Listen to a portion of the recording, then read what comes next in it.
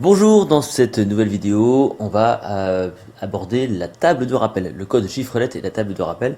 Alors je les ai mis dans on va dire dans le niveau 2 parce que c'est vrai que ça fait partie quand même des stratégies qui sont un peu plus compliquées que le reste au final, mais qui pourtant sont super utiles. Alors évidemment, moi je suis un grand défenseur de la table de rappel, et si vous ne connaissez pas encore l'utilisation ou ce que c'est, je vais donc vous expliquer tout ça aujourd'hui et partager avec vous un peu voilà tout ce que je pratique à travers cette table de rappel. Donc qu'est-ce qu'on va voir aujourd'hui? On va déjà commencer par revenir un petit peu sur la méthode des lieux et voir un peu la limite de cette méthode des lieux qui, attention, hein, est au départ quand même extrêmement utile et performante. Moi je l'utilise vraiment beaucoup, mais on verra qu'il y a quand même des limites par rapport à la table de rappel. On verra donc le code, ce qu'on appelle le code chiffre-lettre, et ensuite la table, et je vous montrerai comment c'est construit si vous ne savez pas comment c'est fait. Et pour terminer, on verra les différentes applications. Et c'est souvent ça qui manque. C'est que moi, quand je présente la table de rappel dans le cadre de formation présentielle, alors d'abord, c'est que j'ai d'abord des gens qui ouvrent grand les yeux comme ça parce qu'ils se demandent mais c'est quoi ce truc? Et, euh, et ensuite, c'est de savoir à quoi ça sert vraiment, hein. C'est un peu comme la méthode des lieux. Si vous n'avez pas, si vous voulez, une vision claire des applications concrètes qu'on peut faire aujourd'hui en 2018, c'est vrai que ça peut rester gadget. Donc l'idée c'est qu'on dépasse ce côté un peu gadget et qu'on voit très clairement à quoi ça peut servir aujourd'hui, en 2018 et plus tard évidemment. C'est enfin la table de rappel. Alors on va tout de suite aller au cœur de la formation, enfin de la vidéo. Rapidement comme ça, je vais vous rappeler ce que cette méthode des lieux nous permet au départ, c'est de récupérer des idées clés. C'est ça l'idée. Ça, on a déjà fait le test ici. Je vous ai déjà montré une vidéo sur cette technique qui est la méthode des lieux. Et donc, à l'origine, c'est vraiment de retrouver des idées clés, des mots clés, qui nous permettent ensuite d'extrapoler notre pensée. Sur le schéma que je vous montre, pour vous aider, j'avais indiqué des chiffres. Donc en un c'est le couloir, en 2 la cuisine, etc. Mais dans les faits, si vous voulez, la méthode des lieux, elle est vraiment linéaire en fait, hein. Donc dans les faits, il n'y a pas de numéro. Donc c'est quand même très compliqué de retrouver l'idée numéro 4, numéro 5, numéro 8, comme ça, à la volée. À moins d'avoir un trajet qui est vraiment bien, on va dire, compris et établi ou on va dire connu. C'est vrai que quand on pratique longtemps, depuis longtemps, un trajet, le même trajet, on peut comme ça retrouver tout de suite quelle est la quatrième étape, etc., etc. Bon, ça restera malgré tout quand même limité, parce que évidemment, avoir un trajet qui fait plus de 15-20 étapes, c'est vrai que ça peut devenir un peu compliqué. Donc au départ, la méthode des lieux, c'est l'art et la manière de récupérer des idées de façon très linéaire. D'accord? Donc à la file, oui à la file, forcément. Euh, Ça ne sert qu'à ça. C'est-à-dire que pour le coup, au-delà de la récupération d'idées clés, on va dire ça ne sert vraiment qu'à ça. On ne peut pas faire autre chose avec la méthode des lieux. On verra que la table de rappel, historiquement, l'enjeu était tout autre. Donc, un bon outil, mais malgré tout, il y a des limites. On va faire un petit jeu. Je vais vous demander de tenter de de retenir, pardon, ces quelques phrases. Je vais vous laisser une petite minute, tout simplement, et je vais vous demander de faire vraiment attention et de tenter de retrouver ces petites phrases. L'enjeu, c'est que à un moment donné dans la vidéo, si je vous demande comme ça, tiens, en fait, qu'est-ce que vous savez sur Jean?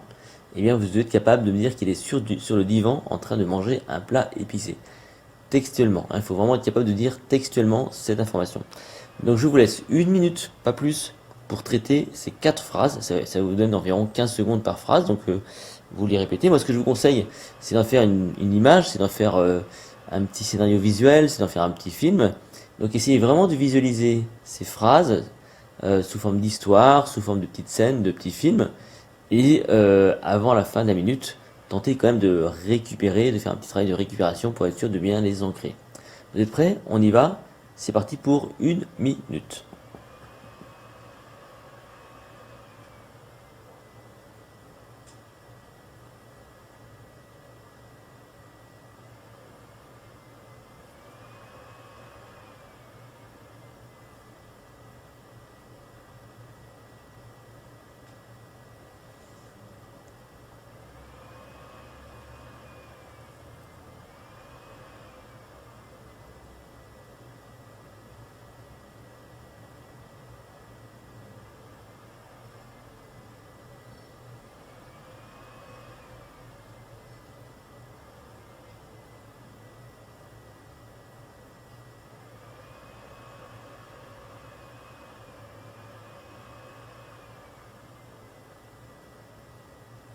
Plus que 15 secondes.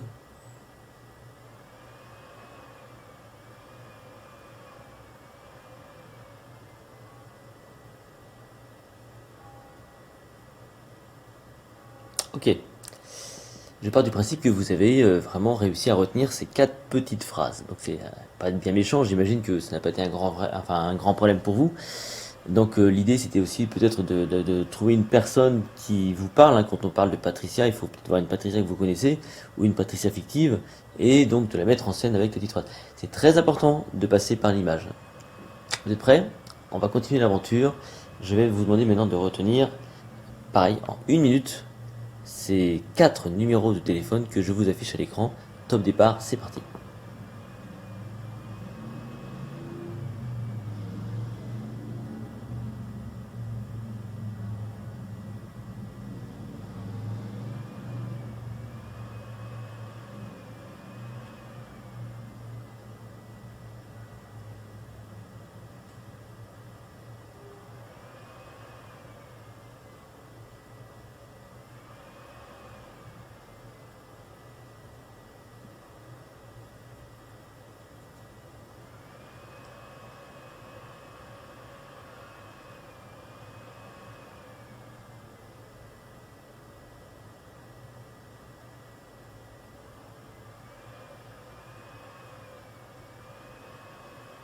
Plus que 15 secondes.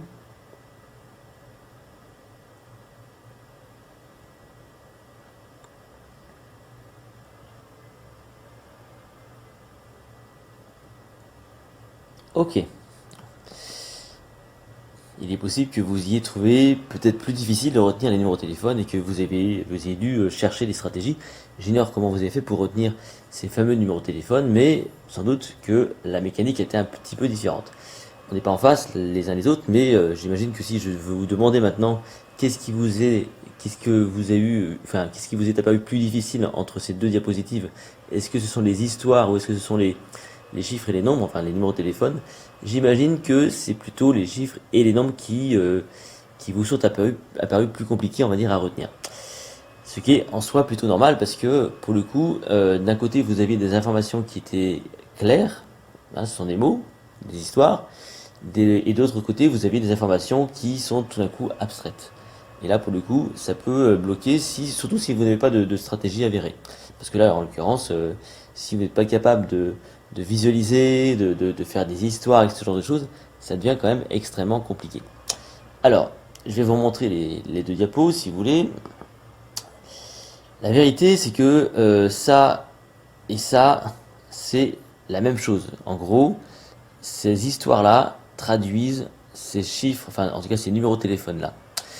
Et tout ça, c'est grâce à ce qu'on appelle donc la table de rappel. En fait, dans l'histoire de l'art de la mémoire, il y a eu des étapes, hein, évidemment. Donc, on a eu la méthode des lieux qui a été, on va dire, la grande méthode, si vous voulez, pour mémoriser, pour récupérer, pour aider la mémoire.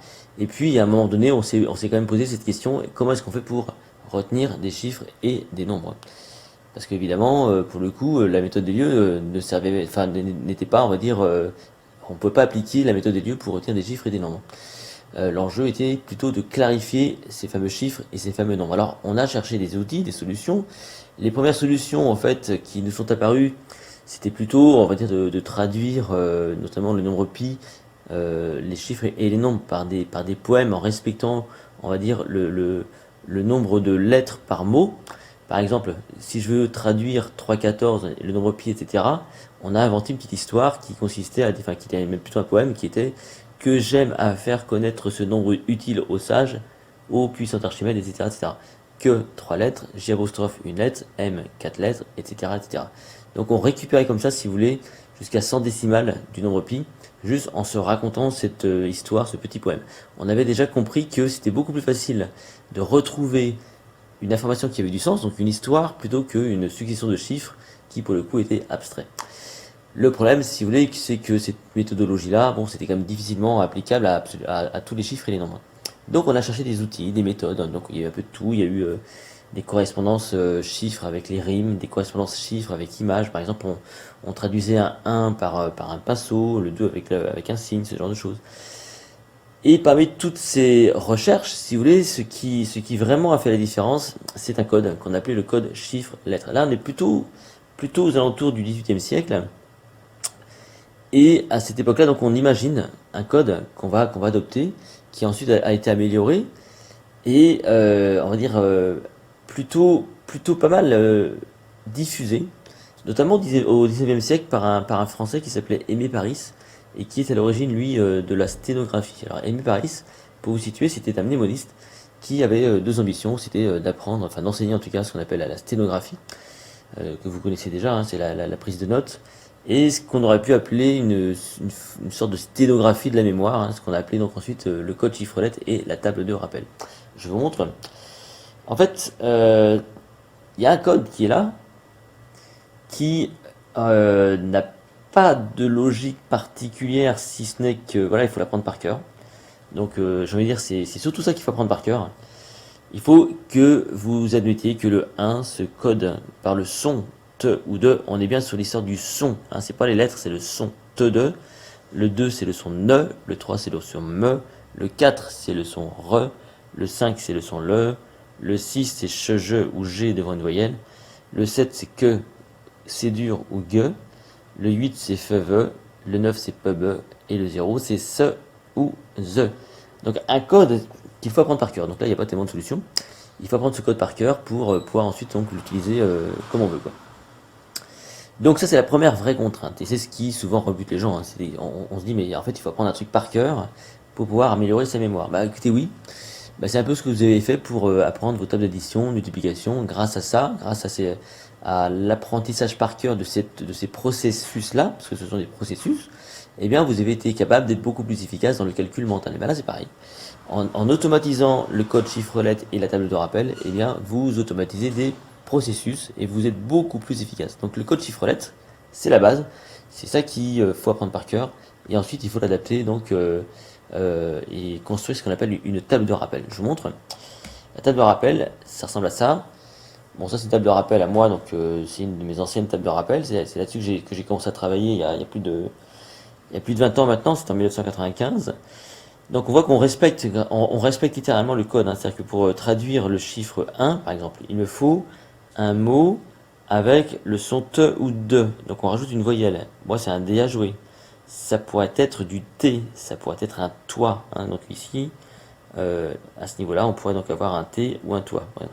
Le 2 c'est un né, mais ça pourrait être un ni, parce que voilà, l'idée c'est de retrouver le son ne. Hein. Donc je reprends le code, le son ne. Hein.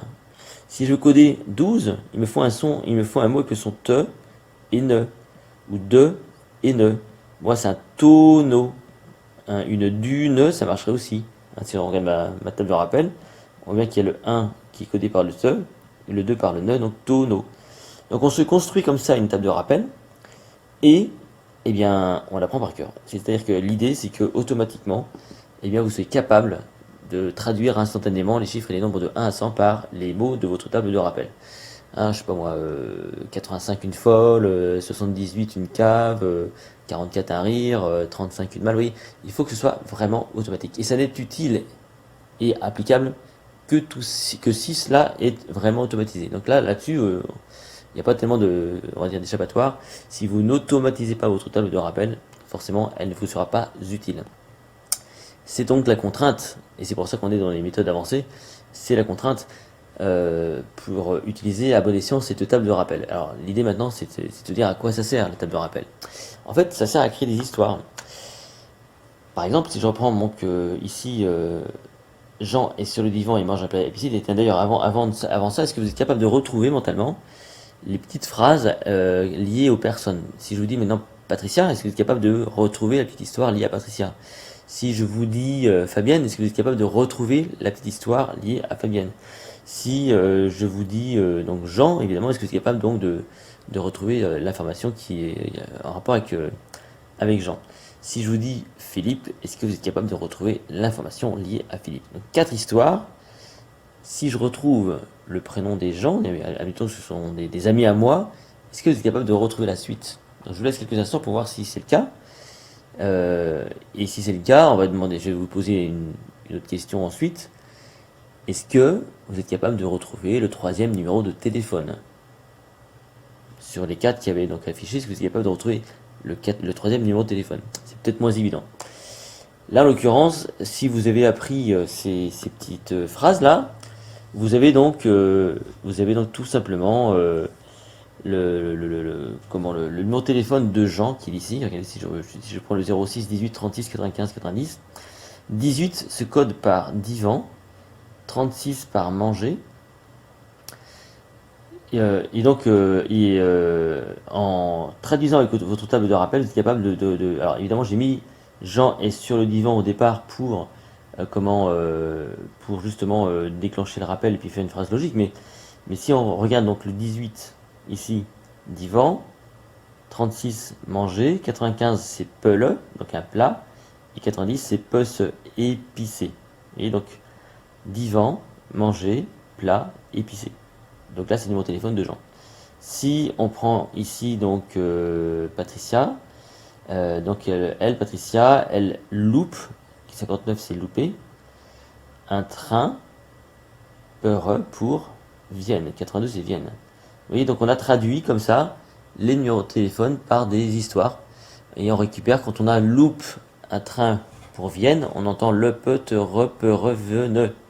Le peut 59, te re 14, peut re 94, vene 82. Vous voyez, donc c'est ça l'idée. Donc c'est vraiment de pouvoir récupérer comme ça des idées clés, pas des idées clés mais des numéros.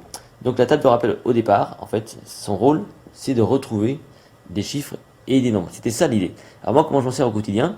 Eh bien, en fait, très simplement, hein, quand je sais pas moi, quand j'ai un numéro de téléphone dans la rue qu'on me donne et que j'ai rien pour noter, ben voilà, c'est ça l'idée, c'est que je dois être capable de quand même de retenir un minimum d'informations.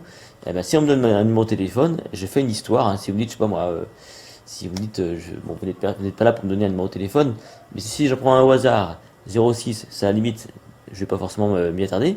Mais si je dis, je sais pas, un 28, c'est un navet. On me dit 42, une reine, donc 28, 42. Un navet qui est mangé par une reine. Ensuite, on dit 53 qui prend une lame. Et pour terminer, moi, je sais pas, moi, 63, un chameau. Donc j'ai une image ici qui se fait en tête, un petit film. Je donne un navet à une reine qui prend une lame pour tuer un chameau, par exemple. Ça me fait une petite histoire rapidement. Et ça va me permettre de maintenir un peu plus longtemps, si vous voulez, le numéro de téléphone dans ma tête. Éventuellement jusqu'au soir. Hein. Le soir, je dirais, tiens, qu'est-ce qu'elle m'a dit, cette dame-là, en fait? Ah oui, c'était l'histoire d'un navet, oui, 28 avec une reine, donc 42, qui avait une lame, 53 pour tuer un chameau, 63. Oui, donc, c'est ça l'idée.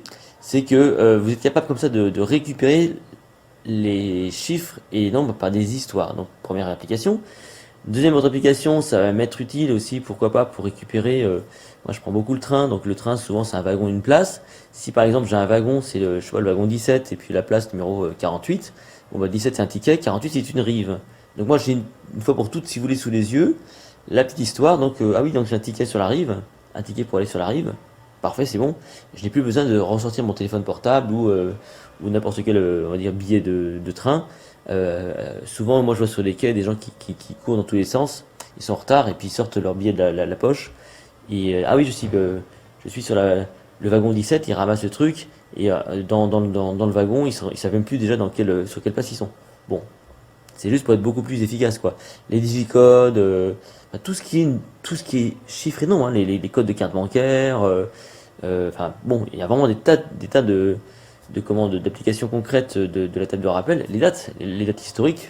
Hein, s'il y a une date historique qui vous embête, par exemple, moi j'avais du mal à me rappeler que Louis XIV, il y a très longtemps, était mort en 1715. 15, c'est une télé, hein, si on regarde mon code ici, ma table ici. Et ben moi, dans ce cas-là, si vous voulez, à ce moment-là, je m'étais fait une petite histoire qui me disait que Louis XIV était mort devant sa télé. Voilà, donc ça permet tout ça. Donc au départ, si vous voulez, la table de rappel, ça permet de traduire les chiffres et les nombres. C'était ça l'idée au départ. Mais on s'est rendu compte qu'au final, on avait aussi sous les yeux un immense bahut, un immense placard avec 100 tiroirs qui tout d'un coup formait une sorte de trajet ou de système pour classer les informations, un peu à l'image de la méthode des lieux. Alors la méthode des lieux, si vous voulez, c'est très linéaire. C'est très linéaire, mais bon, pour le coup, si on veut récupérer des informations de façon séquentielle, comme c'est le cas à moi pour ma table, enfin pour mon encyclopédie, eh bien la table de rappel est beaucoup plus performante. Bah oui, forcément. Parce que imaginez que moi, je sais pas, moi sur mes fiches, je me demandais qu'est-ce qu'il y a en fiche numéro 13 sur l'espace et la Terre. Bah moi je dis tout de suite, l'espace, la 13, c'est la carte sur Mercure. Parce que tout simplement, j'ai imaginé sur un damier la planète Mercure, ou le Mercure qui monte sur un damier, vous voyez.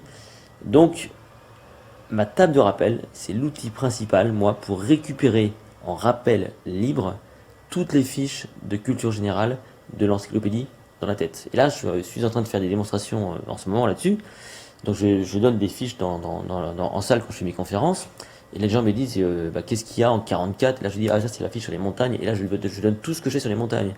Qu'est-ce qu'il y a sur la fiche? Moi, je sais pas, 40. Et là, je dis, ça, c'est celle sur les volcans. Et là, je donne tout ce que j'ai sur les volcans, etc., etc.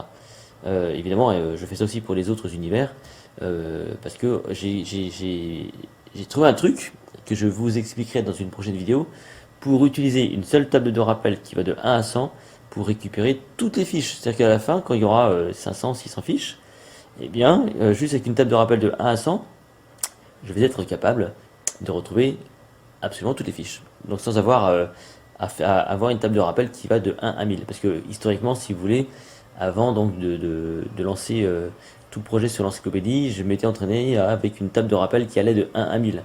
Le problème, c'est que je me disais que jamais personne ne ferait ça. Et moi, mon rôle, c'est de vous enseigner les choses. Il faut que ça vous soit utile. Je me suis donc dit, on va se limiter à la table de 1 à 100. Après tout, des tas de personnes l'utilisent, donc on devrait pouvoir l'enseigner aux gens. Alors, pour ce faire, moi, ce que j'ai fait, c'est que j'ai créé comme ça ce jeu. Hein. Je sais pas si vous l'avez déjà vu, ce jeu de cartes. C'est un jeu de cartes pour apprendre la table de rappel. C'est couplé avec un poster. Sous cette vidéo, je vous donne un lien pour pouvoir l'acheter si vous avez envie.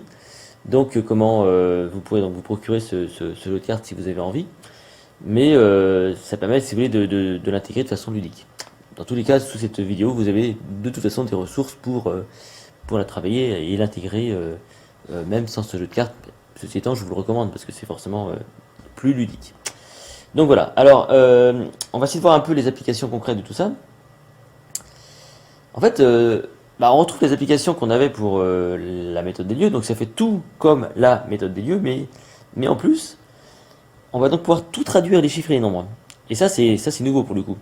Donc vous allez pouvoir en plus traduire les chiffres et les nombres, donc dans tous les cas de figure dont je vous ai donné, hein, je sais pas, les codes de carte bancaire, les digicodes, les dates de naissance. Alors si vous avez un peu de curiosité et si vous allez voir mes émissions de télévision, hein, j'ai fait plusieurs émissions de télévision, et bien vous verrez que à chaque fois que je fais une démonstration, j'utilise la table de rappel. Notamment sur une émission avec Michel Simès il y a très longtemps de ça, on me demandait, et puis plus récemment dans C'est mon choix, on me demandait de retrouver les dates de naissance de personnes. Donc on me donnait des prénoms, des dates de naissance et puis souvent des lieux de naissance. En fait, c'était ça que je faisais, c'est que pour chaque date de naissance que j'avais associée à un prénom, je créais une histoire. Par exemple, si vous me dites que vous êtes né, moi je sais pas moi, le 14 juillet, je sais pas moi, 98, moi je vais faire un truc, genre je vais dire, mettons, Julie est née le 14 juillet 1998. Julie joue au tarot, 14 c'est le tarot, au milieu de qui, pour moi 7 c'est qui, et de pouf. 98 c'est pouf. Donc Julie joue au tarot au milieu de qui, entourée de pouf, et puis il y a une maison qui habite, je sais pas moi, à Paris, en région parisienne. Voilà. Je fais mon histoire, hein, exactement de la même façon que tout à l'heure vous avez des histoires. Et lorsqu'on me demande quel est l'anniversaire de Julie, quelle est sa date de Julie, donc moi comme j'ai fait une image mentale avec une Julie que je connais, hein, donc j'ai vraiment l'image de cette Julie-là qui joue au tarot entre de qui, près de Pouf, en région parisienne, forcément je récupère l'histoire et je retraduis quoi. Hein, donc Julie, elle est née donc tarot 14, comment qui c'est 07, Pouf c'est 98. Vous voyez, donc pour le coup ça permet de faire tout ça. Donc ça permet de traduire tout ce qui est chiffres et nombres. Ça permet de récupérer des idées clés, non pas à la file comme la méthode des lieux, mais par séquence. Donc ça va extrêmement vite. Donc on est beaucoup plus rapide. C'est pour ça que je vous ai mis également au niveau rapidité. C'est nettement plus performant la table de rappel. Et c'est surtout illimité. Hein. Vous pouvez donc comme ça traduire et stocker des tas d'informations de façon complètement illimitée. La méthode des lieux, au bout d'un moment, ça peut aussi devenir un peu compliqué. Mais la table de rappel, pour le coup, non. A priori, vous allez pouvoir aller très très loin. Donc, vous pouvez faire tout ce qu'on fait avec la méthode des lieux, mais en plus, vous allez pouvoir traduire, vous allez pouvoir faire des choses séquencées, vous allez pouvoir vous allez pouvoir donc aller beaucoup plus vite et donc avoir accès comme ça à un processus relativement illimité. Alors si on ramène ça au concept, qu'est-ce qui se cache derrière la table de rappel? En fait, c'est un concept.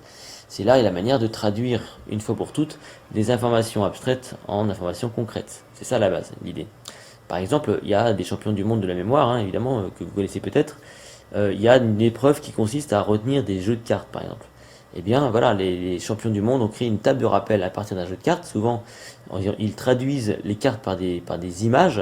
Alors, il y a même un champion du monde qui a traduit chaque paire de cartes par une image. Donc, il prend deux cartes à la fois et ça lui donne une image. Et ces cartes-là, il les dépose sur un trajet. Donc, il mélange une table de rappel pour les cartes à jouer avec la méthode des lieux, par exemple, et il est capable comme ça de mémoriser un jeu de cartes en 15 secondes. Alors bon, évidemment ça ne sert qu'à ça. En gros, ce travail-là, ça ne sert qu'à mémoriser des jeux de cartes. Donc c'est pas très intéressant, si vous voulez, dans le quotidien, parce que bon voilà, c'est quand même beaucoup de travail pour mémoriser un jeu de cartes, mais ce qui est intéressant, c'est que sans cette méthode-là, moi je vous donne un jeu de cartes mélangé, bah, je pense que demain vous y êtes encore, quoi, parce que vous n'arriverez pas à retenir comme ça des cartes à jouer qui se mélangent entre les rois de cœur, les rois de carreau, etc., etc. Vous voyez. Donc entre 15 secondes et, je veux dire, 24 heures, oui, un peu le gain de temps qu'on peut avoir, quoi. Donc la table de rappel, c'est ça l'idée, c'est de traduire au final une information abstraite en information concrète. Dans le cadre d'une table de rappel classique, comme je vous l'ai montré, en plus, on va remplacer la méthode des lieux. Vous pourriez très bien utiliser, je sais pas moi, ici en France, nous en tout cas, les départements. Hein, évidemment, vous prendriez les départements, pour chaque département, vous en feriez, je sais pas, vous en feriez une image, hein, je sais pas moi, dans le 35, on pourrait imaginer que le 35 chez moi, donc en Ille-et-Vilaine, on remplacerait 35 par Merlin l'Enchanteur, parce que chez nous ici, dans le 35, c'est la forêt de Brocéliande, etc. On pourrait effectivement coder 35 par Merlin l'Enchanteur, en référence au département. 75, ce serait la Tour Eiffel, etc., etc. Et ça marcherait. Ça marcherait, mais ce serait nettement moins puissant que ma table de rappel, que celle que je vous ai présentée, parce que je rappelle que cette table de rappel, en fait, elle est basée sur un code, le code chiffre-lettre, et à partir de là, on peut traduire absolument tous les chiffres et les nombres. Par exemple, si demain vous me demandez de traduire 120, moi 120 c'est tennis, tennis. 122, tenene, ou denene, danone. Oui, hop, je traduis, hop, des chiffres et des nombres comme ça à la volée parce que j'ai parfaitement en tête mon code chiffre-lettre et j'ai l'habitude de le manipuler. Oui. Donc c'est à ce prix-là que vous pourrez donc, on va dire, passer en mode expert. Évidemment, la table de rappel, c'est pas le plus simple, hein, à apprendre. C'est en niveau avancé, on est d'accord. Ceci étant, si vous prenez le temps de travailler cet outil-là, vous verrez, c'est un outil pour la vie. Moi, je vais commencer à enseigner ça pour les plus jeunes. Je vais encourager les parents à enseigner ça dès le plus jeune âge, hein, je veux dire au primaire pour le coup, parce que c'est un outil pour la vie. Moi, si j'avais eu ça dès le plus jeune âge, je vous jure, j'aurais été nettement plus performant à l'école, j'en suis absolument sûr, en couplant ça en plus avec d'autres outils de clarification notamment. Voilà pour le code chiffre-lettre et la table de rappel. Je vous donne une dernière fois les applications. Donc on va s'arrêter là pour cette vidéo. Je vous retrouve très prochainement donc dans une nouvelle vidéo de niveau avancé. Et d'ici là, je vous souhaite beaucoup de courage, de plaisir et d'entraînement. Merci à vous.